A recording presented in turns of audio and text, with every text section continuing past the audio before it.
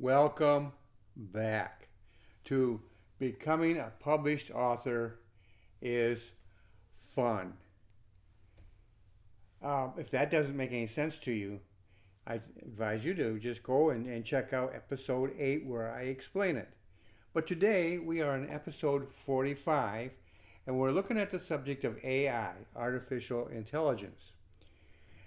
Now, I'm going to go something I don't normally do, but I am going to do it this time. I wrote a blog on this subject, and it's called AI, a Useful Tool. And so what I'm doing is I'm going to take that blog and parse it out a little bit so that we'll look at it, different subjects that I covered in the blog, but I'll try to go in a little bit more detail in these posts than I was able to do in that blog. And the first one that I came up with is called AI, a useful tool for book covers. Now, book cover is a very important thing. It's the very first thing somebody's out in a bookstore or a library and you're looking for a book to get. That book cover is going to be the first thing that you're going to see, right? Their eyes are going to see. And so the book cover is an important step in the way in which somebody was going to pick a book. And they're going to look at it, some more thoroughly than others. And so that book cover is very important, getting it designed correctly. I know of one man who pointed this out in his own post, video post, in which he said that sometimes your sales can be changed simply by replacing the picture you use, or maybe changing the title. Now, if you do that, it's going to be a little bit more complicated once it's been published. But you can still go in and unpublish the one book and republish it under a different name or different title. But that's part of your book cover. The picture you use is part of the book cover. The whole design is your book cover. And you want to appeal to the eye. You want people to see it and be attracted. I mean, think of yourself, you're in a library and you got row after row of books and you're just looking there for something. Maybe you don't know what you're looking for, but you're looking for something that's going to catch your attention. Book cover. The book cover plays a huge role in how you select a book you're going to read. Now, maybe you're going looking for a particular author. Even so, the book cover will have the author's name on there, but again, you're going to look at there books that you already have. You're going to want to, or probably not want to get that one again, but you might be looking for other books, and you might go in order, or you might go in the one that catches your eye the most. Again, it catches your eye. So the book cover is something that you want to look at. And look at this. So things that AI can play a role in. The design, I just got done mentioning that. How about the writing style? On the cover itself. The style of the cover, haven't really done a lot of research, but I know how I am. I have my favorite template, if you will. I have my favorite look that I try to achieve with my book covers. And I see other authors follow in a very similar path. Their book, if you look at their multiple books that they've written, there's something similar about them. It may be intentional or it may not be, but there's something familiar there that you in your mind associate with that author. And so your style, AI can study your style, adapt to it, and produce a title, the whole design and everything just has your fingerprints all over it, but you may not have had much to do with all that. AI may have done it. The style of the book. The book description. On the back, you have a book description. Now, in the past, in my case, I used prose. I was good at prose, and so that's how I wrote the book descriptions. But I'm now in a process that where I'm in future books, I'm going to be departing from that a little bit, maybe even more than a little bit. Just right now, I'm thinking a little bit, and I'm going to start using more um, bullet points rather than prose. Why? Welcome bullet points again. The eye gets involved. When you use bullet points, it just pulls people in, and so and people recommend that you use bullet points in your book description. And so I'm going to experiment with that and see how that works. I'm pleased with the way it looks, but I want to know, is this going to work for me, or for my books?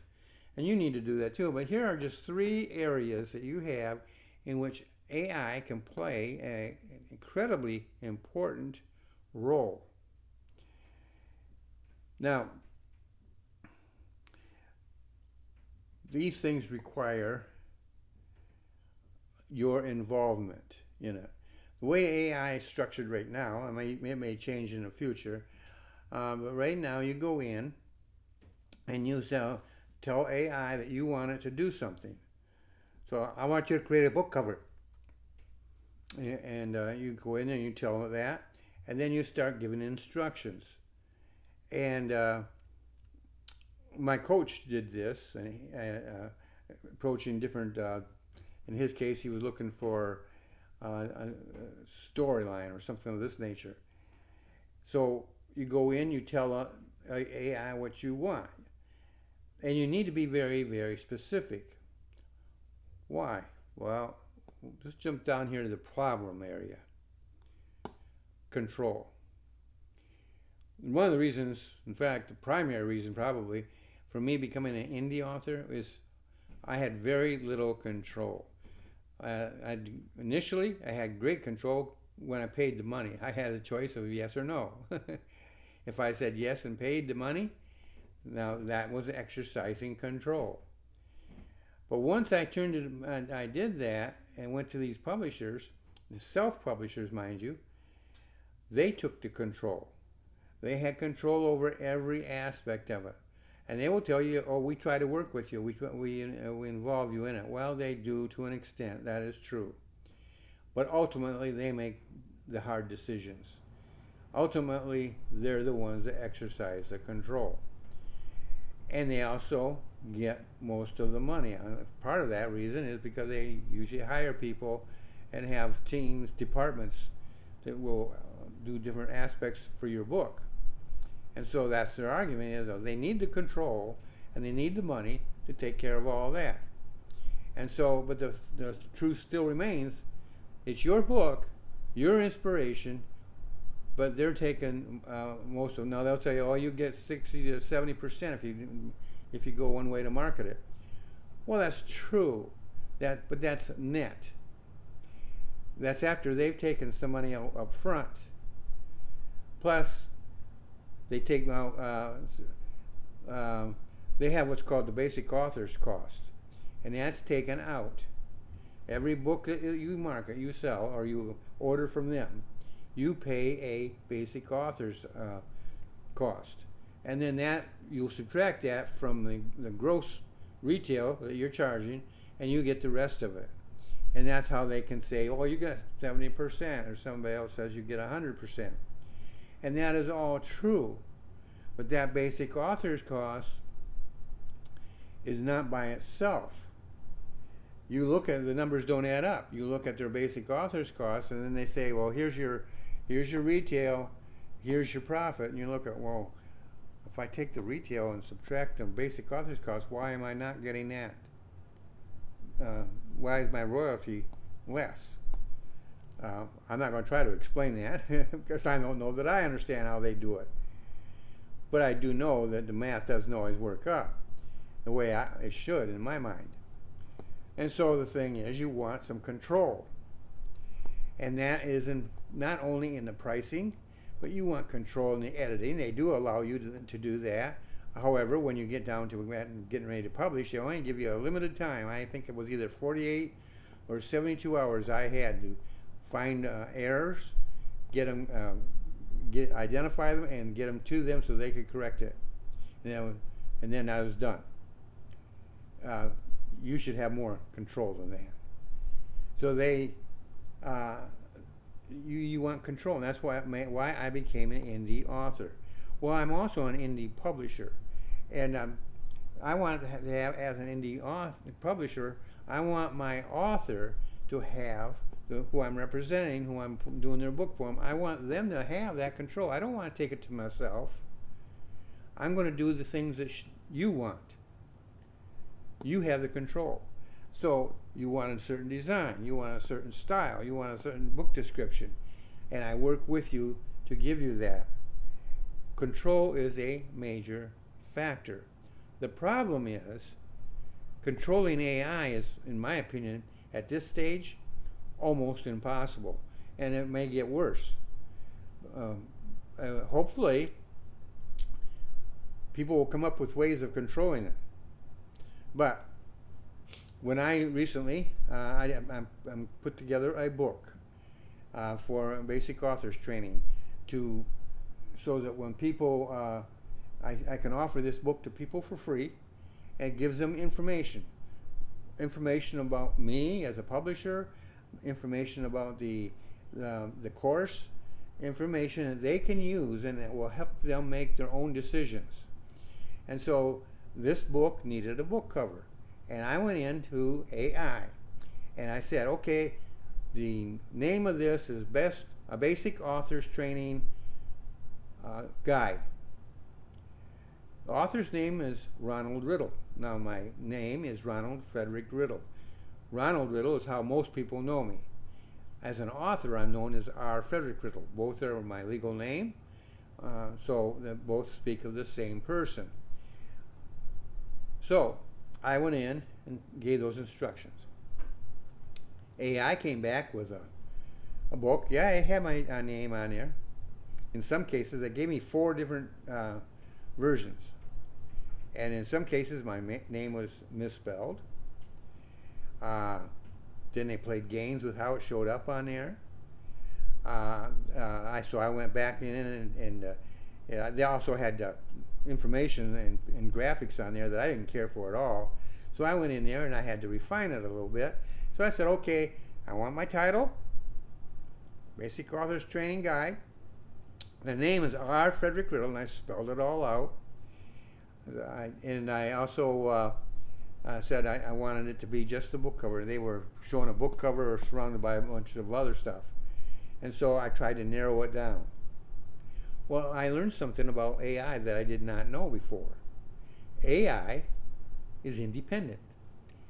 I'm an independent author, an independent publisher. AI thinks of itself as indie. And it says, well, I don't want to follow your rules. Now, somebody might say, oh, they have to follow your rules. Well, it depends. How you have to get more and more specific. I learned how to get more and more specific. But the thing is that every time I did, I tried to expand it. I tried to refine it down to be detailed as to what exactly I wanted. I did everything except provide a picture of what I was looking for.